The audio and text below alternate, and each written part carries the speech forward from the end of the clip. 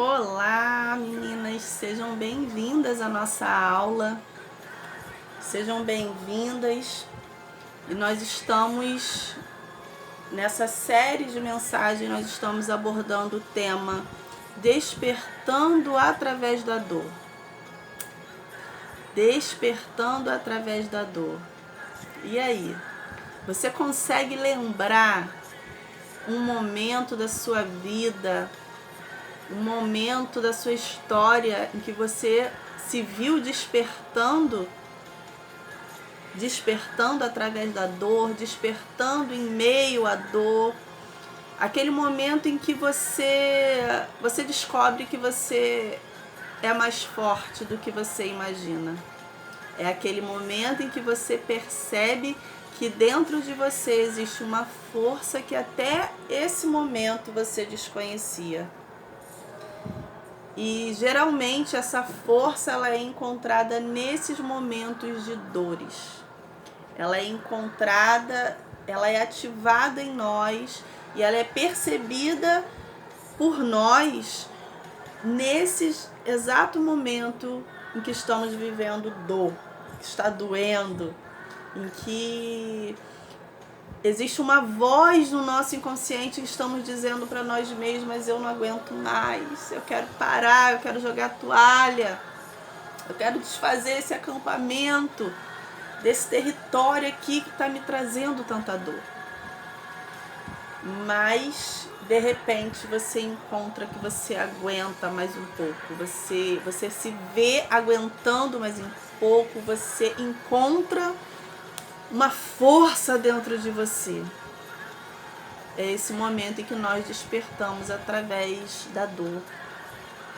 E aí, eu quero trazer para você o exemplo dessa mulher, né? Ana, essa mulher cuja história está registrada na Bíblia, esse livro que é o livro mais lido no mundo, e cujo registra ali a palavra de Deus. E na palavra de Deus, na Bíblia, está registrada a história de Ana, que começa ali relatando, né, a história dessa mulher frustrada, a história dessa mulher que para outras mulheres, no contexto daquela história, era uma mulher fracassada, ela não podia ter filhos, ela não podia honrar a Deus e ao seu esposo através dos filhos. E era um sinônimo de fracasso, era um sinônimo de humilhação. Mas o que eu quero trazer para você é que Ana, né, que apesar da história dela, apesar do contexto dela, apesar das decepções e frustrações, apesar da sua situação insistir que ela se conformasse, houve um momento chave na história de Ana em que a Bíblia diz que Ana se levantou. A Bíblia diz que Ana comeu, Ana bebeu e Ana se levantou. A Bíblia relata que Ana, ela se fortaleceu. Quando ela come, quando ela se alimenta, Ana, ela cuidou do corpo dela. Quando ela senta na mesa, né? Primeiro ela se senta à mesa, coisa que ela não costumava fazer.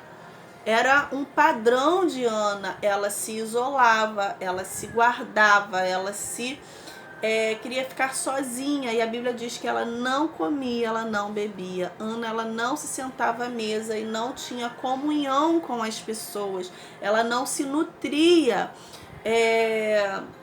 no seu pilar de relacionamento.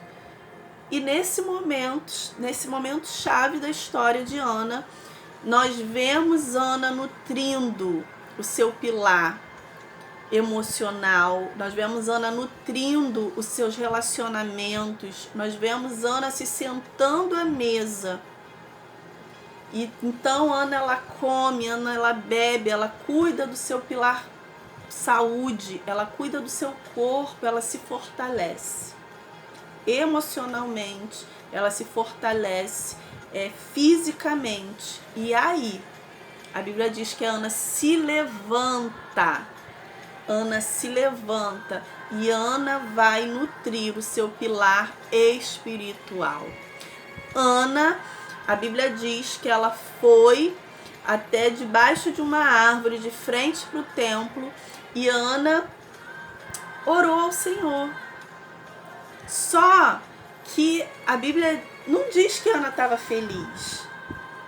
A Bíblia não diz que estava tudo bem com a vida dela quando ela resolveu se sentar à mesa e participar da comunhão em família, quando ela decide se alimentar, quando ela decide ir buscar ao Senhor.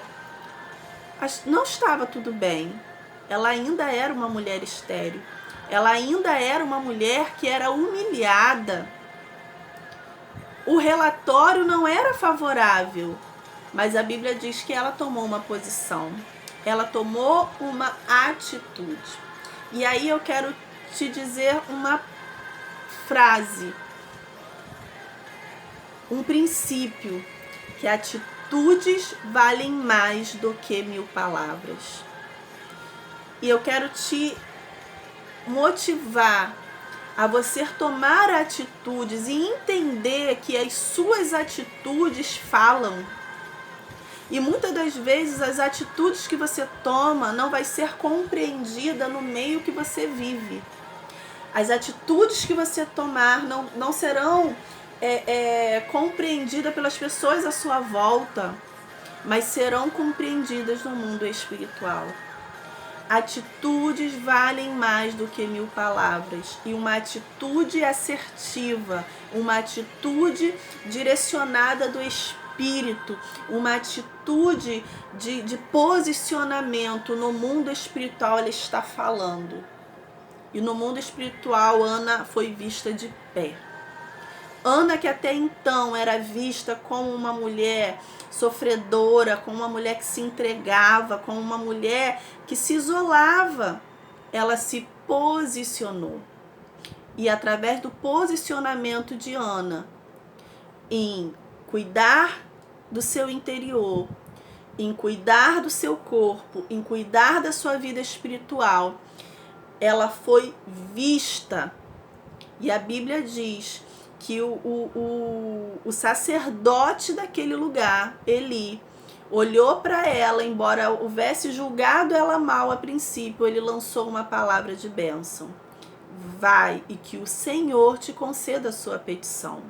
E a Bíblia diz que naquela mesma noite o Senhor se lembrou dela, porque a atitude dela falou muito mais do que 1000 palavras, que talvez ela vinha anos e anos declarando. Palavras de derrota, palavras de reclamação, de clamar de novo, de reclamar, de murmurar. Não, ela foi aos pés do Senhor e ela ali com a sua alma amargurada, a Bíblia diz que ela orou ao Senhor e chorou abundantemente.